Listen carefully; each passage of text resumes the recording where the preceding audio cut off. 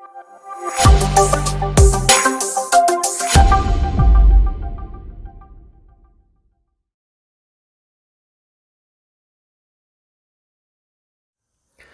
All, ഇന്ന് നമ്മൾ discuss ചെയ്യാൻ പോകുന്നത് മൊഡ്യൂൾ 1-ലെ സെക്കൻഡ് ചാപ്റ്ററാണ്. ഈ ചാപ്റ്ററിൽ നമ്മൾ ഡിസ്കസ് ചെയ്യുന്നത് major disciplines of civil engineering.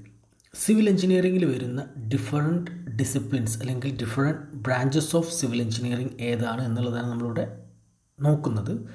Analysis of various disciplines of civil engineering R discussing in this chapter. Okay, so നമ്മൾ ഫസ്റ്റ് ചാപ്റ്ററിൽ ഒരു സിവിൽ എഞ്ചിനീയറിംഗിലേക്കുള്ള ഒരു ബേസിക് ഇൻട്രൊഡക്ഷൻ നമ്മൾ കവർ ചെയ്തു. ഈ ഒരു ചാപ്റ്ററിൽ സിവിൽ എഞ്ചിനീയറിംഗിൽ വരുന്ന ഡിഫറെൻറ്റ് ബ്രാഞ്ചസ് ഏതൊക്കെയാണ്, അല്ലെങ്കിൽ അതിൻ്റെ ഒരു സബ് ബ്രാഞ്ചസ്, സിവിൽ എഞ്ചിനീയറിംഗ് എന്ന് പറയുന്ന ആ ഒരു എഞ്ചിനീയറിംഗ് ഡിപ്പാർട്ട്മെൻറ്റിൽ വരുന്ന ഫർദർ ഡിവിഷൻസ് ഏതൊക്കെയാണ്, അല്ലെങ്കിൽ ഫർദർ ക്ലാസ് ഏതൊക്കെയാണ് എന്നുള്ളതിനെ കുറിച്ചുള്ളൊരു ബ്രീഫ് ഐഡിയ ആണ് നമ്മൾ ഇന്നിവിടെ ഡിസ്കസ് ചെയ്യുന്നത്. ഓക്കെ, സോ ഏറ്റവും ഇമ്പോർട്ടൻ്റ് ആയിട്ടുള്ള അല്ലെങ്കിൽ കോമൺലി നമ്മൾ ഇൻഡിക്കേറ്റ് ചെയ്യുന്ന ഏറ്റവും പ്രൈമറി ആയി നമുക്ക് പറയാൻ പറ്റുന്ന സിവിൽ എഞ്ചിനീയറിംഗിൻ്റെ ബ്രാഞ്ചസ് ആണ് ഇവിടെ നമ്മൾ എക്സ്പ്ലെയിൻ ചെയ്യുന്നത്. So major disciplines of civil engineering. First one, construction engineering, then structural engineering, Jio technical engineering, environmental engineering, transportation engineering, water resource engineering, and last one, surveying and remote sensing. Okay, so ഇത്രയും civil engineering ബ്രാഞ്ചസിനെ കുറിച്ചാണ് നമ്മൾ ഈ ഒരു ചാപ്റ്ററിൽ discuss ചെയ്യുന്നത്. ഏറ്റവും important ആയിട്ടുള്ള അല്ലെങ്കിൽ മോസ്റ്റ് വൈഡ്ലി നമുക്ക് യൂസബിൾ ആയിട്ടുള്ള അല്ലെങ്കിൽ അത്രയും നമ്മുടെ ഈ ഒരു ഇൻഫ്രാസ്ട്രക്ചറൽ ഡെവലപ്മെൻറ്റിൽ അത്രയും അധികം ഇമ്പോർട്ടൻസ് ഉള്ള ഏറ്റവും major disciplines of civil engineering ആണ് ഇവിടെ ഈ കാണിച്ചിട്ടുള്ളത്. സോ ഇതിൽ ഓരോന്നും എന്താണ് അല്ലെങ്കിൽ എന്തൊക്കെയാണ് ഇതിൻ്റെ സ്പെഷ്യാലിറ്റീസ് എന്നുള്ള കാര്യങ്ങളാണ് നമ്മൾ ഇനി അങ്ങോട്ട് ഡിസ്കസ് ചെയ്യുന്നത്. Okay, so first of all construction engineering. നമുക്കറിയാം കൺസ്ട്രക്ഷൻ എന്ന് പറയുന്നത് തന്നെയാണ് ഒരു സിവിൽ എഞ്ചിനീയറിംഗിൻ്റെ ഏറ്റവും ബേസിക് ഐഡിയ എന്ന് പറയുന്നത്. സാധാരണ ഒരാളെ സംബന്ധിച്ച് സിവിൽ എഞ്ചിനീയർ എന്ന് പറയുമ്പോൾ കൺസ്ട്രക്ഷൻ, ഒരു വീട് ഉണ്ടാക്കുക അല്ലെങ്കിൽ ഒരു ബിൽഡിംഗ് ഉണ്ടാക്കുക, ആ ഒരു ചിന്താഗതിയാണുള്ളത്. സോ ഡെഫിനറ്റ്ലി അത് തന്നെയാണ് കൺസ്ട്രക്ഷൻ എഞ്ചിനീയറിംഗ് എന്നുള്ളതുകൊണ്ടാണ് ഉദ്ദേശിക്കുന്നത്. Execution of all designs and plans on ground. നമ്മുടെ അവൈലബിൾ ആയിട്ടുള്ള ഡിസൈൻ അല്ലെങ്കിൽ പ്ലാനിനെ നമ്മളൊരു ഗ്രൗണ്ടിലേക്ക് എക്സിക്യൂട്ട് ചെയ്യുക, അതായത് ആക്ച്വലി ഇംപ്ലിമെൻറ്റ് ചെയ്യുക എന്നുള്ളത് തന്നെയാണ് ഒരു കൺസ്ട്രക്ഷൻ എഞ്ചിനീയറുടെ ഡ്യൂട്ടി എന്ന് പറയുന്നത്. സോ കൺസ്ട്രക്ഷൻ എഞ്ചിനീയറിംഗ് എന്ന് പറഞ്ഞു കഴിഞ്ഞാൽ നമുക്ക് അവൈലബിൾ ആയിട്ടുള്ള പ്ലാനൊരു ആക്ച്വൽ ലൈവ് ആയിട്ട് നമ്മളൊരു ഏരിയയിൽ അല്ലെങ്കിൽ ഒരു ലൊക്കാലിറ്റിയിൽ പ്രൊഡ്യൂസ് ചെയ്യുക അല്ലെങ്കിൽ ഡെവലപ്പ് ചെയ്യുക എന്നുള്ളത് തന്നെയാണ് കൺസ്ട്രക്ഷൻ എഞ്ചിനീയറിംഗിൻ്റെ ഏറ്റവും പ്രൈമറി ഒബ്ജക്റ്റീവ് എന്ന് പറയുന്നത്. Then construction phase of a project represents first tangible result of a design. So ഒരു ഡിസൈൻ ചെയ്ത് കഴിഞ്ഞാൽ, നമ്മളിപ്പോൾ ഒരു വീടിനൊരു ഡിസൈൻ ചെയ്ത് കഴിഞ്ഞാൽ അതിൻ്റെ ഏറ്റവും ഇമ്പോർട്ടൻ്റ് ആയിട്ടുള്ള ഒരു സ്റ്റേജ് അല്ലെങ്കിൽ റിസൾട്ട് ഓർ ഔട്ട്കം എന്ന് പറഞ്ഞു കഴിഞ്ഞാൽ കൺസ്ട്രക്ഷൻ ഫേസ് എന്നുള്ളത് തന്നെയാണ്. സോ ഫസ്റ്റ് ഓഫ് ഓൾ നമ്മൾ കഴിഞ്ഞ ചാപ്റ്ററിൽ പറഞ്ഞ പോലെ തന്നെ നമ്മളൊരു പ്ലാൻ വരച്ചു. സോ ആ ഒരു പ്ലാനിന് സ്യൂട്ടബിൾ ആയിട്ടുള്ളൊരു 3 ഡയമെൻഷണൽ മോഡലിങ്ങും ചെയ്തു. അത്രയും ചെയ്തതിന് ശേഷം അതിൻ്റെ ഒരു ഔട്ട്പുട്ട് അല്ലെങ്കിൽ റിസൾട്ട് എന്ന് പറഞ്ഞത് ആ ഒരു ഡിസൈൻ അല്ലെങ്കിൽ ആ ഒരു പ്ലാൻ നമ്മൾ നമ്മളുടെ ഒരു ഏരിയയിൽ അല്ലെങ്കിൽ ഒരു പെർട്ടിക്കുലർ സൈറ്റിൽ എക്സിക്യൂട്ട് ചെയ്യുക എന്നുള്ളതാണ്. സോ അതുകൊണ്ട് തന്നെ കൺസ്ട്രക്ഷൻ ഫേസ് തന്നെയാണ് ആ ഒരു പ്രോസസ്സിലെ ഏറ്റവും പ്രൈമറി പ്രോസസ്സ് എന്ന് പറയുന്നത്. Okay, then using technical and management skills, construction engineers turns design into reality on time with available resources. അതായത് നമുക്ക് ഈ പറഞ്ഞ രീതിയിലുള്ള ഒരു ഡിസൈൻ അവൈലബിൾ ആയി കഴിഞ്ഞാൽ ആ ഡിസൈനിനെ ഇംപ്ലിമെൻറ്റ് ചെയ്യുക അല്ലെങ്കിൽ സൈറ്റിൽ എക്സിക്യൂട്ട് ചെയ്യുക എന്ന് പറഞ്ഞു കഴിഞ്ഞാൽ അത് ഡെഫിനറ്റ്ലി എൻജിനീയേഴ്സിൻ്റെ ടെക്നിക്കൽ അതുപോലെ തന്നെ മാനേജ്മെൻറ്റ് സ്കിൽസിൻ്റെ ഒരു റിസൾട്ടൻ്റാണ്.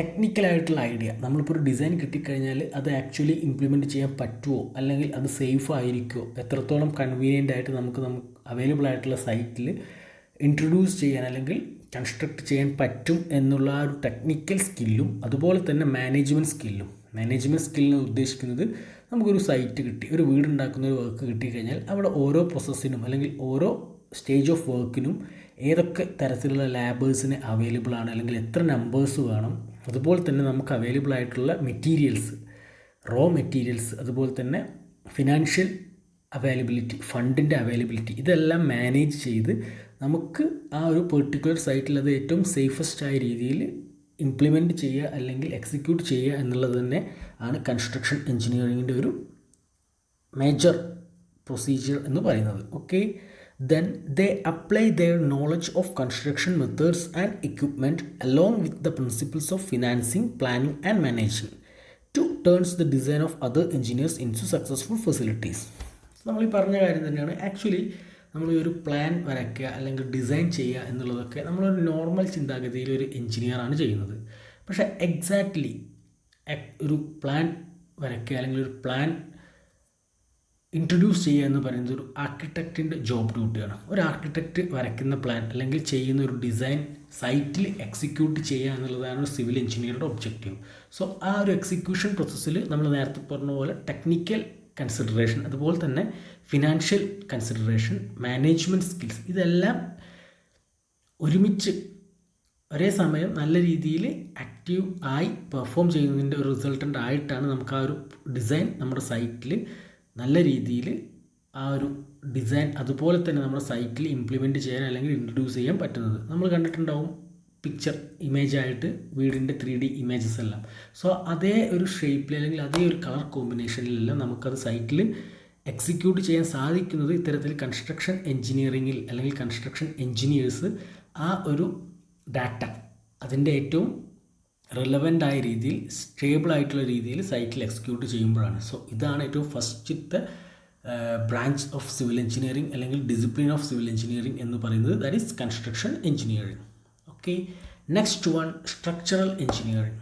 നിങ്ങൾ കേട്ടിട്ടുണ്ടാവും സ്ട്രക്ചറൽ എഞ്ചിനീയേഴ്സ് അല്ലെങ്കിൽ സ്ട്രക്ചറൽ എഞ്ചിനീയറിംഗ് എന്നുള്ള കാര്യങ്ങളൊക്കെ. നമ്മളൊരു ബിൽഡിംഗ് ഉണ്ടാക്കുമ്പോൾ അല്ലെങ്കിൽ ഒരു വീട് ഉണ്ടാക്കുമ്പോൾ നമ്മളതിൽ definitely RCC, reinforced cement concrete, അതായത് സിമെൻറ്റ് കോൺക്രീറ്റ് നമ്മൾ ഉപയോഗിക്കാറുണ്ട്. ഒരു ബിൽഡിങ്ങിൻ്റെ കേസാണെങ്കിൽ നമ്മൾ അതിൽ ഉപയോഗിക്കുന്ന പില്ലേഴ്സിന് അല്ലെങ്കിൽ ബീമിന്, അതുപോലെ തന്നെ സ്ലാബ് കോൺക്രീറ്റിന്, ഇതിനെല്ലാം നമ്മൾ RCC, റീഇൻഫോഴ്സ്ഡ് സിമെൻറ്റ് കോൺക്രീറ്റ് ആണ് ഉപയോഗിക്കുന്നത്.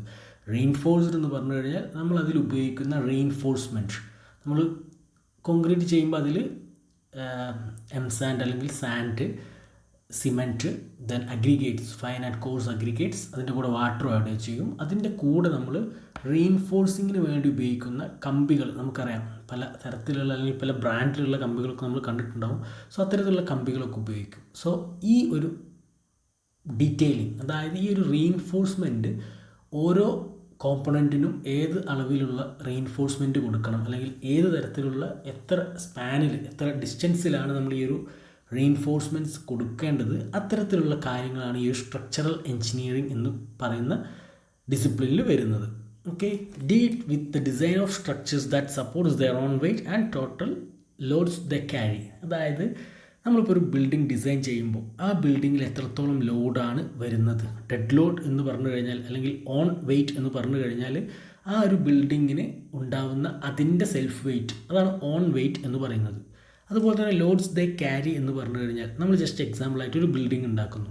ആ ബിൽഡിങ്ങിൽ നമ്മളൊരു എഡ്യൂക്കേഷണൽ ഇൻസ്റ്റിറ്റ്യൂഷനാണ് സ്റ്റാർട്ട് ചെയ്യുന്നത് എന്നുണ്ടെങ്കിൽ അതിൻ്റെ ഉള്ളിൽ അഡീഷണലായിട്ട് ഒരുപാട് നമ്പർ ഓഫ് സ്റ്റുഡൻസ് വരും, നമ്പർ ഓഫ് ഫാക്കൽറ്റീസ്, അതുപോലെ പലതരത്തിലുള്ള സ്റ്റാഫുകൾ വരും, അതുപോലെ തന്നെ പലതരത്തിലുള്ള എക്യുപ്മെൻറ്റ്സ്, ടേബിൾ, ചെയർ, ഇതെല്ലാം വരും. സോ ഇതെല്ലാം നമ്മുടെ ആ ഒരു ബിൽഡിങ്ങിൻ്റെ സെൽഫ് വെയ്റ്റിൻ്റെ കൂടെ വരുന്ന ഫർദർ ഓർ അഡീഷണൽ ലോഡാണ്. സോ അത്തരത്തിൽ ഒരു ബിൽഡിങ്ങിൽ മാക്സിമം എത്രത്തോളം ലോഡ് വരാൻ പറ്റും, ആ ഒരു ലോഡിന് ഈ ഒരു ബിൽഡിംഗ് സേഫായിട്ട് ഹാൻഡിൽ ചെയ്യാൻ അതിൽ നമ്മൾ കൊടുക്കുന്ന ഈ റീഇൻഫോഴ്സ്മെൻറ്റിൻ്റെ ഡീറ്റെയിലിംഗ്, അല്ലെങ്കിൽ ഏത് തരത്തിലുള്ള റീഇൻഫോഴ്സ്മെൻറ്റ്, എത്ര നമ്പേഴ്സ് അല്ലെങ്കിൽ എത്ര ക്വാണ്ടിറ്റി കൊടുക്കണം എന്നുള്ള കാര്യങ്ങളൊക്കെ ഡിസൈൻ ചെയ്യുന്ന ആ ഒരു വിങ്ങിനെയാണ് നമ്മൾ സ്ട്രക്ചറൽ എഞ്ചിനീയേഴ്സ് അല്ലെങ്കിൽ സ്ട്രക്ചറൽ എഞ്ചിനീയറിംഗ് എന്ന് പറയുന്നത്.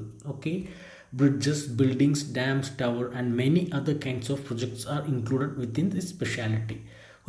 ഏതൊരു ബിൽഡിംഗ് ഡിസൈൻ ചെയ്യുകയാണെങ്കിലും അതിലൊരു സ്ട്രക്ചറൽ എഞ്ചിനീയറിങ്ങിൻ്റെ അല്ലെങ്കിൽ ഒരു സ്ട്രക്ചറൽ എഞ്ചിനീയറിംഗ് ആസ്പെക്ട്സിൻ്റെ പ്രസൻസ് നമുക്ക് കാണാൻ സാധിക്കും. ബ്രിഡ്ജ് ആയാലും ഒരു ബിൽഡിംഗ് ആയാലും ഡാം ആയാലും എന്ത് തരത്തിലുള്ള civil engineering construction related works ആയാലും അതിലെല്ലാം ഒരു സ്ട്രക്ചറൽ എഞ്ചിനീയേഴ്സിൻ്റെ അല്ലെങ്കിൽ സ്ട്രക്ചറൽ എഞ്ചിനീയറിങ്ങിൻ്റെ ആ ഒരു കോൺട്രിബ്യൂഷൻ ഉണ്ടായിരിക്കും. ജസ്റ്റ് എക്സാമ്പിളായിട്ട് നമ്മളൊരു സാധാരണ ഒരു ചെറിയൊരു വീട് ഉണ്ടാക്കുകയാണെങ്കിൽ നമുക്കവിടെ ഡയറക്റ്റ്ലി ഒരു സ്ട്രക്ചറൽ എഞ്ചിനീയറുടെ ഇൻവോൾവ്മെൻ്റ് ഒന്നും കാണാൻ സാധിച്ചു എന്ന് വരില്ല. പക്ഷേ ആ വീടിന് പ്ലാൻ വരയ്ക്കുന്ന ആൾ അല്ലെങ്കിൽ ആ വീടിൻ്റെ വർക്ക് എടുക്കുന്ന ഒരു കോൺട്രാക്ടർ, ആ വ്യക്തിക്ക് അറിയാം നോർമലി ഒരു ബിൽഡിംഗ് അല്ലെങ്കിൽ ഒരു റെസിഡൻസ് ചെയ്യുമ്പോൾ ഏത് തരത്തിലുള്ള റീഇൻഫോഴ്സ്മെൻറ്റ് ഡീറ്റെയിലിംഗ് ആണ് കൊടുക്കേണ്ടത് എന്നുള്ളത്. പക്ഷേ ഒരു കോംപ്ലിക്കേറ്റഡ് ആയിട്ടുള്ളൊരു ഡിസൈൻ അല്ലെങ്കിൽ വളരെ ഹൈറ്റ് കൂടിയ അല്ലെങ്കിൽ വളരെയധികം എക്സാമ്പിളായിട്ട് നമ്മൾ ഫ്ലാറ്റ് പോലത്തെ വലിയ ഹൈ റൈസ് ബിൽഡിങ്സ് ഒക്കെ ആണെങ്കിൽ അതിൽ നമുക്ക് ഈ പറഞ്ഞ ഒരു കൺവെൻഷണൽ രീതിയിൽ അവിടെ വർക്ക് എടുക്കുന്ന ആൾക്കോ അല്ലെങ്കിൽ അതിൻ്റെ പ്ലാൻ ചെയ്ത ഒരു എഞ്ചിനീയർക്കോ ഒരു പക്ഷേ അതിൻ്റെ സ്ട്രക്ചറൽ എഞ്ചിനീയറിംഗ് ആസ്പെക്ട്സ് എങ്ങനെയാണ് എന്താണെന്നുള്ളത് മനസ്സിലാക്കാൻ സാധിച്ചു എന്ന് വരില്ല. സോ അത്തരം സാഹചര്യത്തിൽ അവിടെ ഏറ്റവും സേഫായ രീതിയിൽ എങ്ങനെ ഈ ഒരു റീഇൻഫോഴ്സ്മെൻറ്റ് ഡീറ്റെയിലിംഗ് ചെയ്യാം എന്നുള്ളതിനെക്കുറിച്ച് മനസ്സിലാക്കി അത് പ്ലാൻ ചെയ്യുന്നത് ഈ ഒരു സ്ട്രക്ചറൽ എഞ്ചിനീയേഴ്സ് ആയിരിക്കും. ഓക്കെ, സോ അത്തരത്തിൽ സ്ട്രക്ചറൽ എഞ്ചിനീയറിംഗ് എന്ന് പറഞ്ഞാൽ വളരെയധികം ഇമ്പോർട്ടൻ്റ് ആയിട്ടുള്ളൊരു ഫാക്ടർ തന്നെയാണ്. അതുപോലെ തന്നെ ഈ ഒരു സ്ട്രക്ചറൽ എഞ്ചിനീയറിംഗ് ഡിസൈൻ ചെയ്യുമ്പോൾ wind, earth quack, bombing, temperature and അത്തരത്തിലുള്ള ഡിഫറെൻറ്റ് ലോഡ്സിനെ സേഫായിട്ട് ഹാൻഡിൽ ചെയ്യാൻ അല്ലെങ്കിൽ ഓവർകം ചെയ്യാൻ ഉള്ള രീതിയിലായിരിക്കും ഈ ഒരു റീഇൻഫോഴ്സ്മെൻറ്റ് ഡിസൈൻ ചെയ്യുക.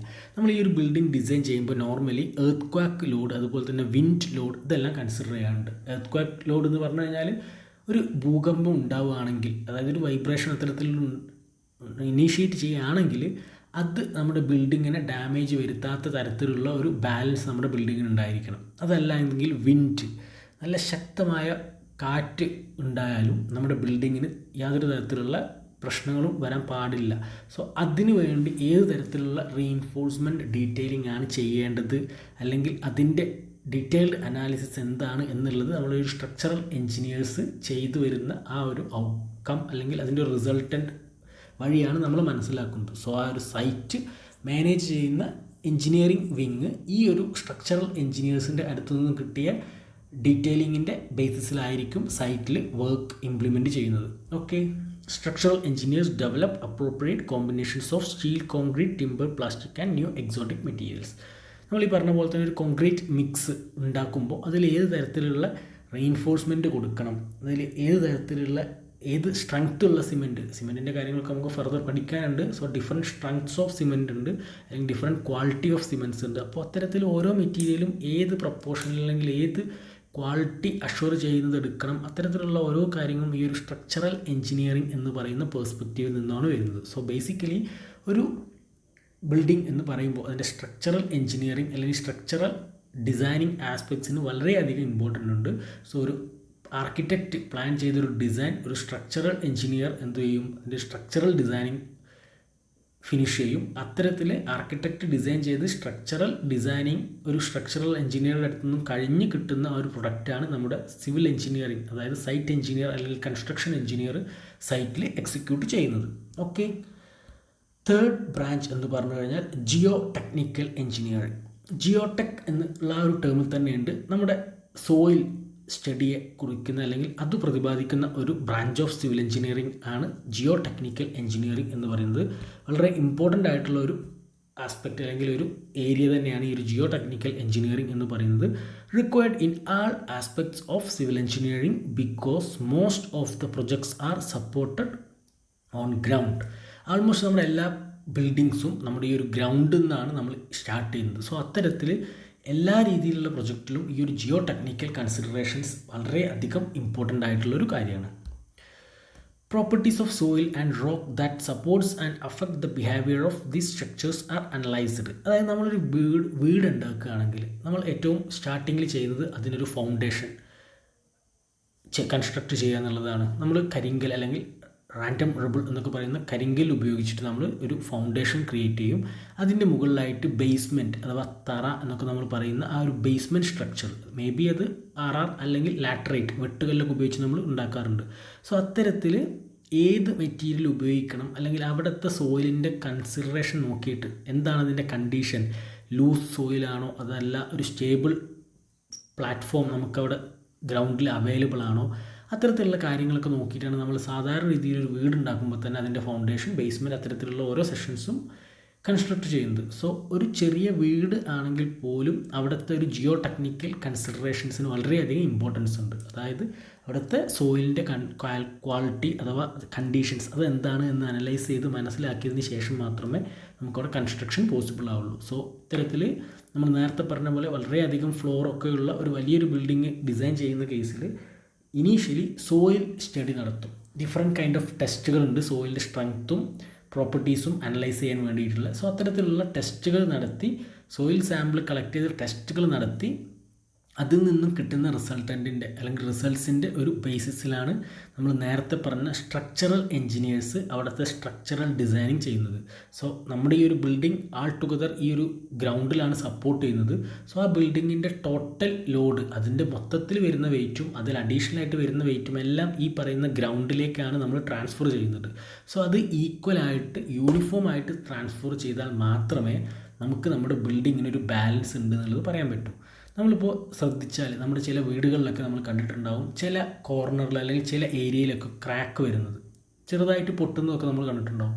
അത് ഞാൻ ഈ പറഞ്ഞ പോലെ തന്നെ നമ്മുടെ ഒരു സോയിൽ കണ്ടീഷൻ അനുസരിച്ചുള്ളൊരു ഡിസൈൻ അല്ലാത്തത് കൊണ്ടാണ്. മേ ബി നമ്മുടെ വീട് നിൽക്കുന്ന ആ ഒരു ഏരിയയിൽ ചില ഭാഗത്ത് വളരെ ലൂസായിട്ടുള്ള സോയിലായിരിക്കും. സോ നമ്മുടെ ബിൽഡിങ്ങിന് കാലങ്ങൾ കഴിയുന്നതോറും ചെറിയ രീതിയിലുള്ള സെറ്റിൽമെൻറ്റ്സ്, അതായത് ചെറിയ രീതിയിലുള്ളൊരു താഴ്ച സംഭവിക്കാനുള്ള ചാൻസ് ഉണ്ട്. വളരെ മൈന്യൂട്ട് എമൗണ്ട് ആയിരിക്കും.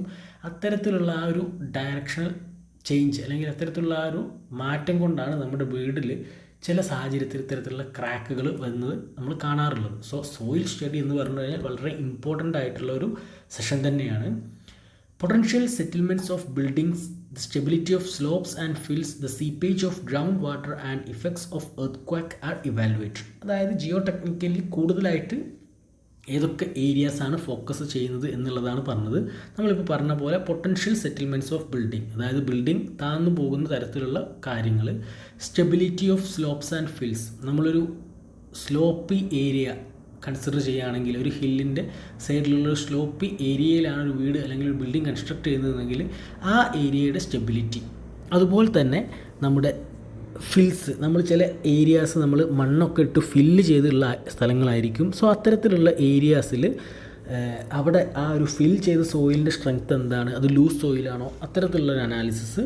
അതുപോലെ തന്നെ സീപ്പേജ് ഓഫ് ഗ്രൗണ്ട് വാട്ടർ, നമ്മുടെ ഗ്രൗണ്ട് വാട്ടറിൻ്റെ ഒഴുക്ക്, നമ്മുടെ ഗ്രൗണ്ടിൻ്റെ അണ്ടറിൽ അവൈലബിൾ ആയിട്ടുള്ള വെള്ളത്തിൻ്റെ ഒഴുക്ക് എന്താണ്, അത്തരത്തിലുള്ള കാര്യങ്ങളെല്ലാം ഈ ഒരു ജിയോ ടെക്നിക്കൽ എഞ്ചിനീയറിങ്ങിലാണ് നമ്മൾ അനലൈസ് ചെയ്യുന്നത്. And last, study of soil is known as soil mechanics and study of behaviour of foundation is known as foundation engineering. ഈ രണ്ടും നമ്മുടെ ജിയോ ടെക്നിക്കൽ എഞ്ചിനീയറിങ്ങിൻ്റെ സബ് ബ്രാഞ്ചസ് ആണ്. ഓക്കെ, സോയിൽ മെക്കാനിക്സും ഫൗണ്ടേഷൻ എഞ്ചിനീയറിങ്ങും. സോ അത്തരത്തിൽ നമ്മുടെ ഏതൊരു കൺസ്ട്രക്ഷൻ നടക്കുകയാണെങ്കിലും അവിടുത്തെ സോയിൽ സ്റ്റഡി നടത്തി ആ ഒരു സോയിലിൻ്റെ പ്രോപ്പർട്ടീസ് എന്തൊക്കെയാണ്, ക്വാളിറ്റി എന്തൊക്കെയാണ്, എത്തരത്തിലുള്ള പ്രോബ്ലംസാണ് ഉള്ളത്, ഇതെല്ലാം മനസ്സിലാക്കിയതിന് ശേഷമാണ് നമ്മുടെ അവിടെ ഒരു കൺസ്ട്രക്ഷൻ സ്റ്റാർട്ട് ചെയ്യുന്നത്. സോ അത്തരത്തിൽ ഒരു സ്റ്റഡി നടത്തി കിട്ടുന്ന റിസൾട്ട് വെച്ച് നമ്മളതിൻ്റെ പറഞ്ഞ വീക്ക്നെസ്, സോയിലിലുള്ള വീക്ക്നെസ് എന്തൊക്കെയാണെന്ന് മനസ്സിലാക്കി അതിന് അനുസൃതമായിട്ടുള്ള ഒരു സ്ട്രക്ചറൽ ഡിസൈനിങ് നടത്തും. ആ സ്ട്രക്ചറൽ ഡിസൈനിങ്ങിൻ്റെ റിസൾട്ടൻ്റാണ് നമ്മൾ ആ സൈറ്റിൽ എക്സിക്യൂട്ട് ചെയ്യുന്നത്. Okay, then environmental engineering. നമ്മുടെ സിവിൽ എഞ്ചിനീയറിങ്ങിൽ വരുന്ന വളരെ ഇമ്പോർട്ടൻ്റ് ആയിട്ടുള്ള അല്ലെങ്കിൽ വളരെ നമുക്ക് കോമൺലി കാണാൻ സാധിക്കുന്ന ഒരു ഡിപ്പാർട്ട്മെൻറ്റാണ് എൻവിറോൺമെൻറ്റൽ എഞ്ചിനീയറിംഗ് എന്ന് പറഞ്ഞു കഴിഞ്ഞാൽ. ബേസിക്കലി നമ്മുടെ എൻവിറോൺമെൻറ്റ് റിലേറ്റഡ് ആയിട്ടുള്ള എല്ലാ ആസ്പെക്ട്സും ഡീൽ ചെയ്യുന്ന ഒരു സിവിൽ എഞ്ചിനീയറിംഗ് ബ്രാഞ്ചാണ് എൻവിറോൺമെൻറ്റൽ എഞ്ചിനീയറിംഗ് എന്ന് പറയുന്നത്. Okay, popular branch in this are water supply engineering and sanitary engineering. നമ്മുടെ ഒരു എൻവിറോൺമെൻറ്റൽ എഞ്ചിനീയറിംഗ് എന്ന് പറയുന്ന ഡിസിപ്ലിനിലെ ഏറ്റവും ഇമ്പോർട്ടൻ്റ് ആയിട്ടുള്ള രണ്ട് സെഷൻസ് എന്ന് പറഞ്ഞു കഴിഞ്ഞാൽ വാട്ടർ സപ്ലൈ എഞ്ചിനീയറിങ്ങും അതുപോലെ തന്നെ സാനിറ്ററി എഞ്ചിനീയറിങ്ങുമാണ്. നമ്മുടെ പബ്ലിക്കിന് ആവശ്യമായിട്ടുള്ള വെള്ളം സപ്ലൈ ചെയ്യുന്ന ആ ഒരു സെഷനും അതുപോലെ തന്നെ സാനിറ്ററി എഞ്ചിനീയറിംഗ്, അതായത് വേസ്റ്റ് ട്രീറ്റ്മെൻറ്റിൻ്റെ സെഷനും, ഇത് രണ്ടുമാണ് എൻവിറോൺമെൻറ്റൽ എഞ്ചിനീയറിങ്ങിൽ ഏറ്റവും പ്രൈം കൺസേൺ ആയിട്ട് പറയുന്നത്. Study of cause and remedies of water, air and earth pollution, treatment and disposal of solid and liquid waste, water treatment plants, bio energy conservation projects, disposal of electronic waste are included in this discipline. ഞാൻ നേരത്തെ പറഞ്ഞ പോലെ തന്നെ ഏറ്റവും prime concern എന്ന് പറഞ്ഞു കഴിഞ്ഞാൽ water supply engineering ആണ്. അതായത് നമുക്കിപ്പോൾ ചില ആളുകൾക്ക് വീട്ടിൽ കിണറുണ്ടായിരിക്കും, ചില ആളുകൾ ഈ തരത്തിലുള്ള വാട്ടർ അതോറിറ്റിയുടെ പബ്ലിക് വാട്ടർ സപ്ലൈ സിസ്റ്റത്തിനെ ആയിരിക്കും ഡിപ്പെൻഡ് ചെയ്യുന്നത്. സോ അത്തരത്തിൽ നമുക്ക് ഈ ഒരു പബ്ലിക് വാട്ടർ സപ്ലൈ സിസ്റ്റത്തിലേക്ക് ആവശ്യമായ വെള്ളം അതിൻ്റെ റിസോഴ്സിൽ നിന്നും കളക്ട് ചെയ്ത് അതിന് ഡിഫറെൻറ്റ് കൈൻഡ് ഓഫ് ട്രീറ്റ്മെൻറ്റ്സ്, ആ വെള്ളത്തിലുള്ള ഇമ്പ്യൂരിറ്റീസ് അല്ലെങ്കിൽ ടോക്സിക് ആയിട്ടുള്ള വിഷാംശം കലർന്നുള്ള എലമെൻറ്റ്സ്, അത്തരത്തിലുള്ള കാര്യങ്ങളെല്ലാം റിമൂവ് ചെയ്യാനും ആ വെള്ളത്തിന് നല്ലൊരു ക്വാളിറ്റി, അതായത് നമുക്ക് ഡ്രിങ്കിങ് പേർപ്പസിന് ഉപയോഗിക്കാൻ പറ്റുന്നൊരു തലത്തിലേക്ക് ട്രീറ്റ്മെൻറ്റുകൾ നടത്തി നമ്മുടെ പബ്ലിക് സപ്ലൈ സിസ്റ്റത്തിലേക്ക് എത്തിക്കുന്ന ആ ഒരു സെഷനാണ് വാട്ടർ സപ്ലൈ എഞ്ചിനീയറിംഗ് എന്ന് പറയുന്നത്. ബിടെക് സിവിൽ എഞ്ചിനീയറിംഗ് പഠിക്കുന്ന ആളുകൾക്ക് ഒരു സബ്ജക്റ്റായിട്ട് തന്നെ 2 സെമസ്റ്ററിൽ ഇത് പഠിക്കാനുണ്ട്, എൻവറോൺമെൻറ്റൽ എഞ്ചിനീയറിംഗ് എന്ന് പറയുന്നത്. ഓക്കെ, സോ അതിൽ ബേസിക്കലി നമ്മുടെ വെള്ളം, അതിൻ്റെ ക്വാളിറ്റി, അതിന് കൊടുക്കുന്ന ട്രീറ്റ്മെൻറ്റ്സ്, അതെങ്ങനെ നമ്മൾ ഈ ഒരു പബ്ലിക് സപ്ലൈ സിസ്റ്റത്തിലേക്ക് എത്തിക്കുന്നു, എങ്ങനെ നമ്മൾ ഈ ഒരു വെള്ളം ഡിസ്ട്രിബ്യൂട്ട് ചെയ്യുന്നു, അത്തരത്തിലുള്ള കാര്യങ്ങളാണ് വാട്ടർ സപ്ലൈ എഞ്ചിനീയറിംഗ് എന്ന് പറയുന്ന ഒരു സെഷനിൽ വരുന്നത്. സെയിം ടൈം സാനിറ്ററി എഞ്ചിനീയറിംഗ് എന്ന് പറഞ്ഞു കഴിഞ്ഞാൽ വേസ്റ്റ് ഡിസ്പോസൽ. ഇത്തരത്തിലുള്ള ഓരോ കൺസ്യൂമേഴ്സിൻ്റെയും വേസ്റ്റുകൾ എങ്ങനെ നമ്മൾ സേഫ്ലി ഡിസ്പോസ് ചെയ്യുന്നു. നമ്മളിപ്പോൾ ഒരു വീട് എടുത്തു കഴിഞ്ഞാൽ നമുക്കവിടെ കിച്ചണിൽ നിന്ന് വരുന്ന വേസ്റ്റ് വാട്ടർ ഡിസ്പോസ് ചെയ്യാനുള്ളൊരു ടാങ്ക് ഉണ്ടായിരിക്കും. അതുപോലെ ബാത്റൂം അല്ലെങ്കിൽ ടോയ്ലറ്റ് എടുത്തു കഴിഞ്ഞാൽ അവിടെ സെപ്റ്റിക് ടാങ്ക് ഉണ്ടായിരിക്കും. അത്തരത്തിൽ ഓരോ വീട് എടുത്തു കഴിഞ്ഞാൽ തന്നെ അവിടെ നമുക്ക് വേസ്റ്റ് ട്രീറ്റ്മെൻറ്റിനുള്ള ബേസിക് കൺസിഡറേഷൻസ് ഉണ്ടായിരിക്കും. സോ ഇതേ കൺസിഡറേഷൻ നമ്മളൊരു ഹ്യൂജ് ലെവലിൽ ഒരു സിറ്റിയിലോ ഒരു സൊസൈറ്റിയോ എടുത്ത് കൺസിഡർ ചെയ്യുകയാണെങ്കിൽ അവിടെ പലതരത്തിലുള്ള ട്രീറ്റ്മെൻറ്റ്സും പലതരത്തിലുള്ള പൈപ്പ് നെറ്റ്വർക്ക്സും എല്ലാം റെക്കോർഡായിട്ട് വരും. സോ അത്തരം കാര്യങ്ങളാണ് ഈ ഒരു സാനിറ്ററി എഞ്ചിനീയറിംഗിൽ വരുന്നത്. സോ ആൾ ടുഗദർ ഇതെല്ലാം എൻവറോൺമെൻറ്റൽ എഞ്ചിനീയറിംഗിൽ വരുന്ന സെഷൻസാണ്. ഓക്കെ, നെക്സ്റ്റ് വൺ എന്ന് പറഞ്ഞു കഴിഞ്ഞാൽ ട്രാൻസ്പോർട്ടേഷൻ എഞ്ചിനീയറിംഗ് ആണ്.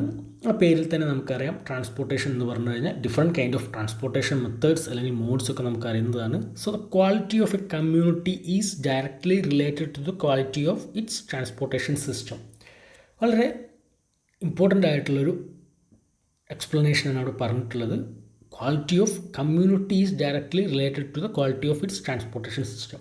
ഒരു കമ്മ്യൂണിറ്റിയുടെ ക്വാളിറ്റി അല്ലെങ്കിൽ സ്റ്റാൻഡേർഡ് അല്ലെങ്കിൽ അവരുടെ നിലവാരം, അത്തരത്തിലുള്ള കാര്യങ്ങൾ ഏറ്റവും ഡയറക്റ്റ്ലി നമുക്ക് മനസ്സിലാക്കാൻ പറ്റുന്നത് അവിടുത്തെ ഒരു ട്രാൻസ്പോർട്ടേഷൻ സിസ്റ്റം ബേസിലായിരിക്കും. ജസ്റ്റ് എക്സാമ്പിളായിട്ട് പറയുകയാണെങ്കിൽ, നമ്മളിപ്പോൾ നമുക്കറിയാത്തൊരു ടൗണിലേക്ക് അല്ലെങ്കിൽ ഒരു സിറ്റിയിലേക്ക് നമ്മളൊരു വെഹിക്കിളും കൊണ്ട് ചെല്ലുമ്പോൾ അവിടെ ഉണ്ടാകുന്ന ആ ഒരു ട്രാഫിക് പ്രോഗ്രഷൻ അല്ലെങ്കിൽ ട്രാഫിക് ഡിസൈൻ, ട്രാഫിക്കിൽ വരുന്ന ആ ഒരു കൺസിഡറേഷൻസ്, നമുക്ക് ഉണ്ടാകുന്ന ആ ഒരു ഫീല്, അതിൽ നിന്ന് നമുക്ക് മനസ്സിലാവും ആ ഒരു ഏരിയയിലെ ട്രാൻസ്പോർട്ടേഷൻ സിസ്റ്റത്തിൻ്റെ ഡിസൈൻ ലെവൽ എന്താണ് എന്നുള്ളത്. മേ ബി ചില ടൗണിലൊക്കെ എത്തുമ്പോൾ ഭയങ്കര കൺജസ്റ്റഡ് ആയിട്ട് നമുക്ക് ട്രാഫിക്കിൽ ഡ്രൈവ് ഒന്നും ചെയ്യാൻ പറ്റാത്ത വളരെ അധികം ലാഗ് വരുന്ന തരത്തിലുള്ളൊരു ട്രാഫിക് സിറ്റുവേഷൻ നമുക്കൊക്കെ എക്സ്പീരിയൻസ് ചെയ്തിട്ടുണ്ടാവും. പക്ഷേ ചില സ്ഥലത്ത് എത്തുമ്പോൾ വളരെ പ്രോപ്പറായിട്ടുള്ള ട്രാഫിക് സിഗ്നൽ അവൈലബിളും അതുപോലെ തന്നെ വലിയ ബ്ലോക്കൊന്നും ഇല്ലാതെ നല്ല രീതിയിൽ നമുക്ക് മൂവ് ചെയ്ത് പോകാൻ പറ്റുന്ന സിറ്റുവേഷൻസ് നമുക്ക് എക്സ്പീരിയൻസ് ചെയ്തിട്ടുണ്ടാകും. സോ അത്തരത്തിൽ നമ്മുടെ അവിടുത്തെ ഒരു ട്രാഫിക് ഡിസൈനിങ്ങിൻ്റെ ബേസിസിൽ നമുക്ക് അവിടുത്തെ കമ്മ്യൂണിറ്റിയുടെ ഒരു ലെവൽ അല്ലെങ്കിൽ ക്വാളിറ്റി എന്താണെന്നുള്ളത് മനസ്സിലാക്കാൻ പറ്റും. ബേസിക്കലി നമ്മുടെ ഒരു ഏരിയ എടുത്താൽ തന്നെ നമുക്കറിയാം, ഒരു സിറ്റിയിലേക്ക് പോയി കഴിഞ്ഞാൽ റോഡ് സൈഡിലെല്ലാം പാർക്കിംഗ് ഏരിയ അല്ല എങ്കിൽ പോലും അവിടെ ഒരുപാട് ആളുകൾ പാർക്ക് ചെയ്തിട്ടുണ്ടായിരിക്കും. ചെറിയ വാഹനങ്ങളൊക്കെ റോങ് സൈഡിലൂടെ ഡ്രൈവ് ചെയ്യുന്നതെല്ലാം കണ്ടിട്ടുണ്ടാവും. സോ ഇത്തരത്തിൽ ഒരു പ്രോപ്പർ ട്രാൻസ്പോർട്ടേഷൻ പ്ലാനിങ് എന്ന് പറഞ്ഞു കഴിഞ്ഞാൽ വളരെയധികം ഓരോ ഏരിയയിലും ഇമ്പോർട്ടൻ്റ് ആയിട്ടുള്ള ഒരു കൺസിഡറേഷൻ തന്നെയാണ്. Okay, it deals with movement of people, goods and materials safely and efficiently by different modes of transportation. So transportation എന്ന് പറഞ്ഞു കഴിഞ്ഞാൽ നമ്മൾ ആളുകളുടെ മൂവ്മെൻറ്റ്, അതുപോലെ തന്നെ മറ്റ് മെറ്റീരിയൽസ്, ഗുഡ്സ്, അത്തരത്തിലുള്ള എല്ലാ ഐറ്റംസും ട്രാൻസ്പോർട്ട് ചെയ്യാൻ സേഫ്ലി ആൻഡ് എഫിഷ്യൻ്റ്ലി ട്രാൻസ്പോർട്ട് ചെയ്യാൻ ഉപയോഗിക്കുന്ന കൺസിഡറേഷൻസ് അല്ലെങ്കിൽ കാര്യങ്ങളെക്കുറിച്ചാണ് ഈ ഒരു ട്രാൻസ്പോർട്ടേഷൻ എഞ്ചിനീയറിംഗ് എന്ന് പറയുന്ന സബ്ജക്റ്റിൽ കവർ ചെയ്യുന്നത്. It includes design, construction and maintenance of all types of transportation facilities like airports, highway, railroads, mass transit system and ports etcetera. നമുക്ക് അവൈലബിൾ ആയിട്ടുള്ള എല്ലാ ട്രാൻസ്പോർട്ടേഷൻ സിസ്റ്റവും, റോഡിലൂടെ ഉള്ളത്, വാട്ടറിലൂടെ ഉള്ളത്, എയറിലൂടെ ഉള്ളത്, അല്ലെങ്കിൽ റെയിൽവേ, അത്തരത്തിലുള്ള എല്ലാ ട്രാൻസ്പോർട്ടേഷൻ സിസ്റ്റത്തിൻ്റെയും ഡിസൈനിങ്, കൺസ്ട്രക്ഷൻ, മെയിൻ്റനൻസ്, ഇതുമായി റിലേറ്റ് ചെയ്യുന്ന എല്ലാ കാര്യങ്ങളും ഈ ഒരു ട്രാൻസ്പോർട്ടേഷൻ എഞ്ചിനീയറിങ്ങിൻ്റെ വിങ് ആയിട്ടാണ് നമുക്ക് പറയാൻ പറ്റുന്നത്. Okay, then traffic engineering is the sub discipline of transportation engineering. Traffic engineering എന്ന് പറയുന്നത് നമ്മുടെ ട്രാൻസ്പോർട്ടേഷൻ എഞ്ചിനീയറിംഗിൽ തന്നെ വരുന്നൊരു സബ് ഡിവിഷനാണ്. നമ്മുടെ ട്രാഫിക് സിഗ്നൽ ഡിസൈനിങ് അല്ലെങ്കിൽ ട്രാഫിക് സിസ്റ്റം ഡിസൈനിങ്, അത്തരത്തിലുള്ള കാര്യങ്ങളാണ് ഈ ഒരു ട്രാഫിക് എഞ്ചിനീയറിംഗിൽ വരുന്നത്. So all together this transportation engineering വളരെ ഇമ്പോർട്ടൻ്റ് ആയിട്ടുള്ള ഒരു സെഷൻ തന്നെയാണ് ട്രാൻസ്പോർട്ടേഷൻ എഞ്ചിനീയറിംഗ് എന്ന് പറയുന്നത്. Next one, water resource engineering deals with the physical control of water. നമ്മുടെ വെള്ളത്തിൻ്റെ ഫിസിക്കൽ കൺട്രോളുമായി റിലേറ്റ് ചെയ്യുന്ന സെഷൻസാണ് വാട്ടർ റിസോഴ്സ് എഞ്ചിനീയറിംഗ് എന്ന് പറയുന്നത്.